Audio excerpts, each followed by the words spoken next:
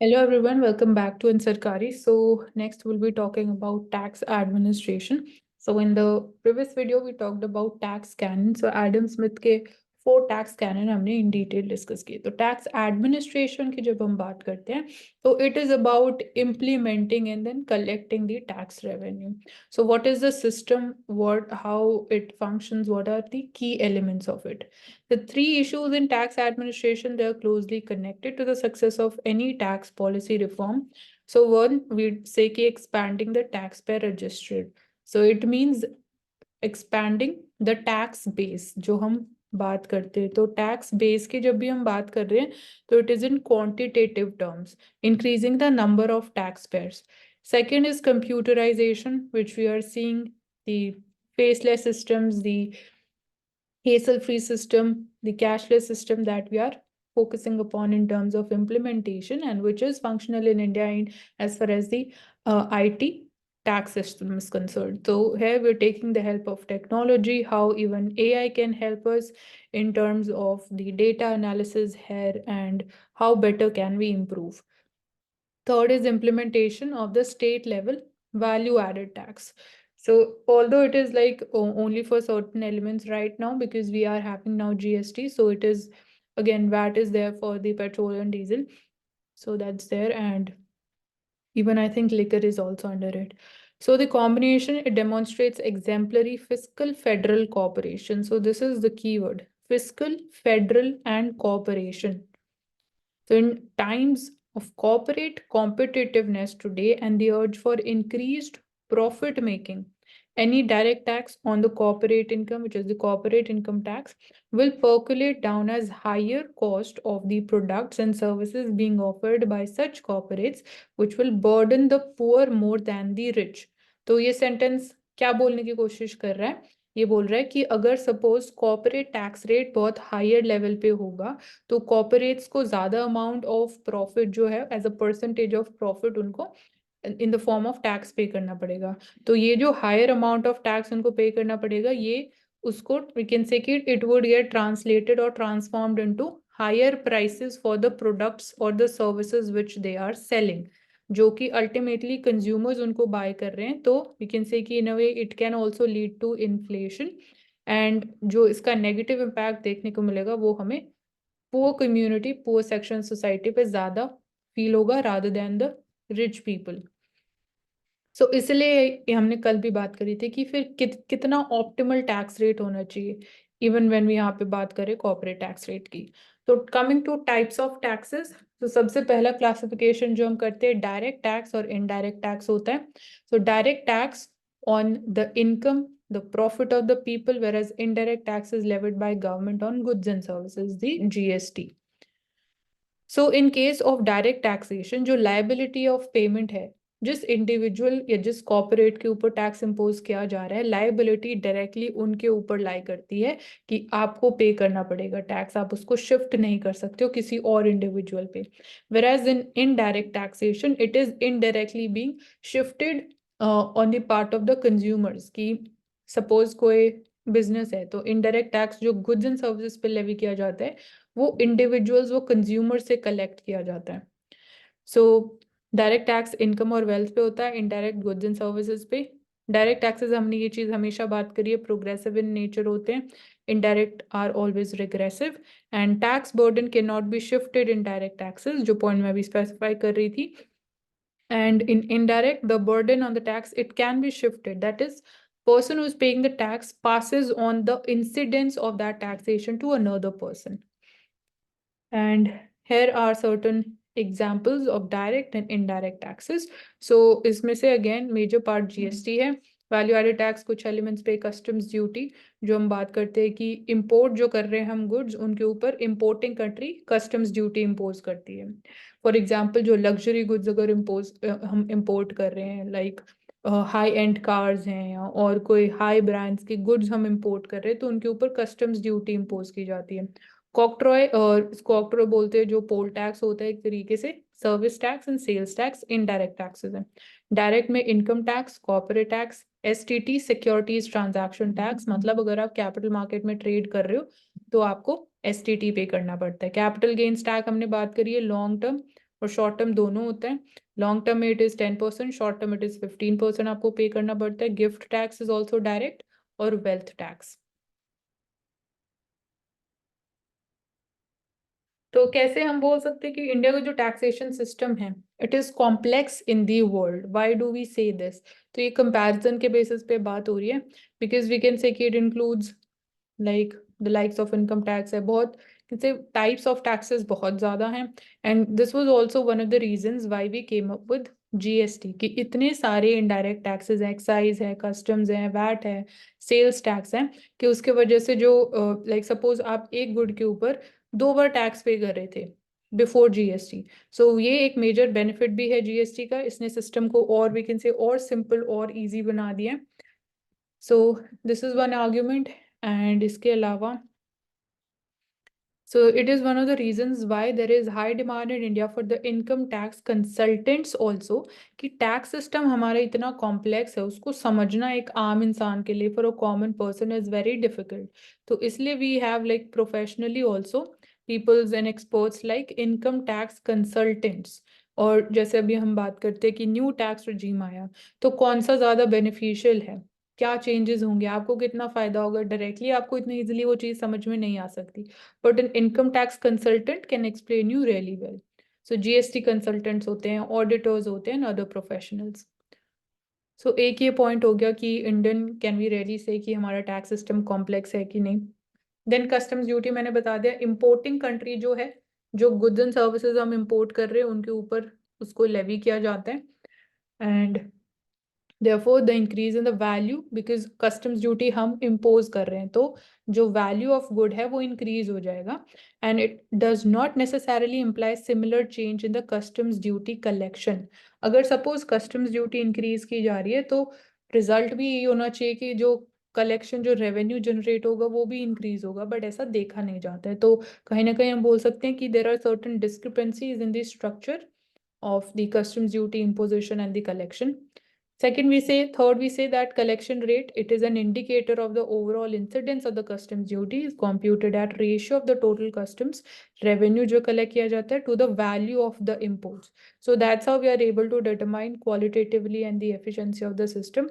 जैसे हम बात करते हैं टैक्स टू जीडीपी रेशियो की, और हम बोलते हैं टैक्स बाइंसी की, तो वो इसी चीज को इंडिकेट कर रहे हैं। एंड इसके अलावा one of the reasons for the decline in the collection rates has been reduction in the duties on many items, like जो significant है कि उनकी वैल्यू इतनी ज़्यादा नहीं हो सकती, क्योंकि अगर वो ज़्यादा होगी तो अगेन कॉमन जो कंज्यूमर है, जो कॉमन पीपल है, उनके ऊपर इम्पैक्ट बहुत ज़्यादा होगा, और वो they are important for daily consumption, like petrol, oil and lubricants. इनके ऊपर हमने कस्टम्स ड्यूटी को रिड्यूस कर दिया, एंड उसकी वजह से भी हमें रेवेन्यू साइड पे भी उसका इम्पैक्ट देखने को मिल रहा है। So here this graph shows the customs duty collections along with the total imports. So जो ये central straight line upward sloping line है, this is indicating ये दोनों, ये जो आप दोनों sides point देख रहे हो उसका एक average line हम बोल सकते हैं। This is plotted over here. तो customs duty collections are on the y-axis, and यहाँ पे हम देख रहे हैं टोटल इम्पोर्ट्स। तो जैसे जैसे इम्पोर्ट्स इंक्रीज हो रहे हैं, आप देख रहे हो हमारे कलेक्शंस भी इंक्रीज हुए हैं, तो कि हम बोल सकते हैं डायरेक्ट रिलेशनशिप होता है। Then central excise collections along with the manufacturing sector in the total GDP. So यहाँ पे भी we are seeing an upward sloping line, but यहाँ पे थोड़ा सा वी कैन से जितना ज़्यादा डिस्टेंस इंक्रीज होगा उतना ये गैप इंडिकेट कर रहे हैं, तो ये इस लाइन के क्लोजर पॉइंट्स होने चाहिए। यहाँ पे भी मैन्युफैक्चरिंग सेक्टर लाइक रुपी करोड़ में यहाँ पे वैल्यू दे रखी है, तो जितना ज़्यादा इंक्रीज हो रही है वैल्यू, सेंट्रल एक्साइज कलेक्शंस भी उतना इंक्रीज हो रहे हैं। But post we can say the global financial crisis of 2008-9 can see it has been on the lower side, or we can say the gap has increased. So we can say यहाँ पे again और disruptions, discrepancies ज़्यादा हैं, corruption ज़्यादा है, leakage ज़्यादा है, tax evasion ज़्यादा हो रहा है। Coming to service tax, so share of revenue from the service tax in the total indirect tax revenue has shown a steady increase on account of the expansion in the tax base as well as the adoption of the negative list approach in 2012 and 13. So negative list is the areas where will not be imposing the service tax. So service tax collection along with the services sector in the total GDP. So उसके revenue you can see कि here you can see कि आगे जैसे भी हम move करते गए points, they are still comparatively more closer to this average line. Sales tax भी एक indirect tax है levied on the sale of the commodity it is produced or imported or sold for the first time. तो sales tax impose किया जाता है. Although आज के time में अगेन वी आर सेइंग कि जीएसटी है, सेल्स टैक्स हम सेपरेटली इम्पोज नहीं कर रहे हैं. तो why sales tax was replaced by value added tax. तो सेल्स टैक्स पहले जो फाइनल वैल्यू है किसी भी गुड की उसके ऊपर इम्पोज किया जाता था पूरी वैल्यू पे. वैल्यू एडेड टैक्स में बेनिफिट ये है कि सपोज रॉ मटेरियल्स की वैल्यू है, आपने कुछ वैल्यू एडिशन उसमें प्लस किया और एक फाइनल वैल्यू आई, तो जो डिफरेंस होगा इन दोनों रॉ मटेरियल्स की वैल्यू के बीच में और फाइनल प्रोडक्ट की वैल्यू में, सिर्फ उसी अमाउंट के ऊपर वैट इम्पोज किया जाएगा. तो पहले जो रॉ मटेरियल की वैल्यू के ऊपर टैक्स इम्पोज किया गया वो सिर्फ आपको एक ही बार पे करना पड़ा, बस सेल्स टैक्स में आप उसको 2 बार पे कर रहे थे. तो ये एक यहाँ पे हम बोल सकते हैं बेनिफिट रहा. And VAT introduced in India taxation system 2005 to make India single integrated market. And that's why 2014 में VAT was implemented in all the states and UTs except Andaman Nicobar Islands and Lakshadweep Islands. Now we talk about the reforms in the direct taxation in India. So tax policy is central to the task of bringing about a socialistic pattern of society. तो जब हम socialism और polity की classes में बात करते हैं lectures में, सो ये एक एग्जांपल हम वहाँ पे भी ले सकते हैं कि टैक्स पॉलिसी भी कहीं ना कहीं सोशलिस्टिक पैटर्न को इंडिकेट करती है. जब हम सपोज फॉर एग्जांपल बात करते हैं प्रोग्रेसिव टैक्सेशन की, और प्रोग्रेसिव टैक्सेस हमने बात करी कि डायरेक्ट टैक्सेस प्रोग्रेसिव टैक्सेस होते हैं. So 1973 में the personal income tax had 11 tax slabs with the rates monotonically rising from 10 to 85% तक income tax impose किया जाता था इंडिया में during 1973. So कल हमने ये भी in detail बात करी evolution कैसे हुआ tax rates का with the time period. So when the surcharge of 15% was also taken into account, जो highest marginal rate of persons above rupees 0.2 million इनको was 97.5%. जब हम सरचार्ज को भी इंक्लूड करके पूरा टैक्स रेट कैलकुलेट करते हैं तो इतना ज़्यादा मैसिवली हाई टैक्स रेट होता था. तो हमने रिफॉर्म्स किए नंबर ऑफ स्लैब्स में and the rate of taxation also. And with this was, we can say, one of the reforms in direct taxation in India. So major simplification and rationalization initiative 1985 में हमने लिया. And when we saw कि income tax was reduced to 50%, apart from this, simplification of tax slabs was done. With that, then we saw कि जो 1997 में tax slabs थी और जो tax rate 10%, 20%, 30% था, and exigencies of revenue have led to adding the surcharge and a 2% rate पे हमने surcharge impose किया और education cess on all the taxes of primary education. तो सेस की जब हम बात करते हैं तो cess is collected for one specific purpose, like green energy cess हो गया. तो वो जो सेस से पैसा कलेक्ट किया जाएगा वो उसी पर्पस के लिए आगे यूटिलाइज होता है. अगर एजुकेशन सेस है तो for the development of education infrastructure in India, making easy availability of the educational services, उसी प्रोजेक्ट में उन पैसे को यूज किया जाएगा. तो this is the meaning of cess. And surcharge मैंने प्रीवियस वीडियो में एक्सप्लेन किया था कि it is called as tax on tax. Why it is called that was explained. So in case of corporate taxation, तो अभी तक ये कुछ रिफॉर्म्स थे इनकम टैक्स के. कॉर्पोरेट टैक्स में जो बेसिक रेट था it was brought down to 50% and rates were applicable to different categories. And इसके अलावा 1997 में personal income tax rate was reduced. The company rate was also brought down to 35% and 10% dividend taxation जो companies like जो PSUs हैं वो government को pay करती है as a form of dividend tax. Even RBI pay करता है कुछ form of dividend to the government. So ये जो 10% डिविडेंड टैक्स था ये इंडिविजुअल से हमने कंपनीज के ऊपर शिफ्ट कर दिया, और जो कॉर्पोरेट टैक्स था दैट वाज रिड्यूस्ड टू 35% 1997 में. इसके अलावा अगर हम बात करते हैं 2005-06 में कॉर्पोरेट इनकम टैक्स हमने और रिड्यूस किया, 30% कर दिया ऑफ द डोमेस्टिक कंपनीज. जो सरचार्ज था 10% का that was also chargeable. And depreciation rate, however, it has been reduced to 15% in the case of general plant and machinery. but जो initial depreciation that was set at 20%, thereby reducing the overall benefit, the reduction the corporate income tax rates.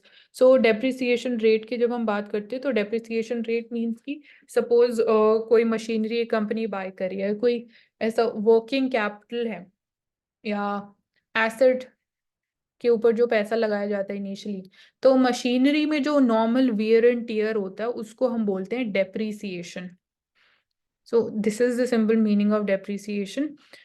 Now, when we talk about the scope of tax deduction at source, तो TDS की बात करें, it is also in the significant measures to reach the hard to tax groups.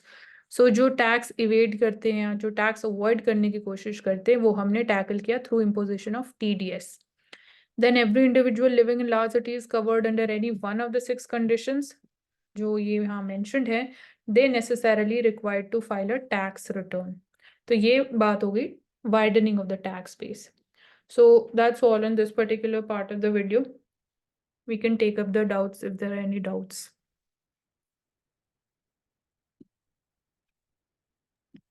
No Mansi.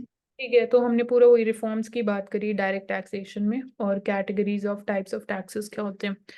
So thank you so much for joining us on Answer Karari. Do subscribe to our channel.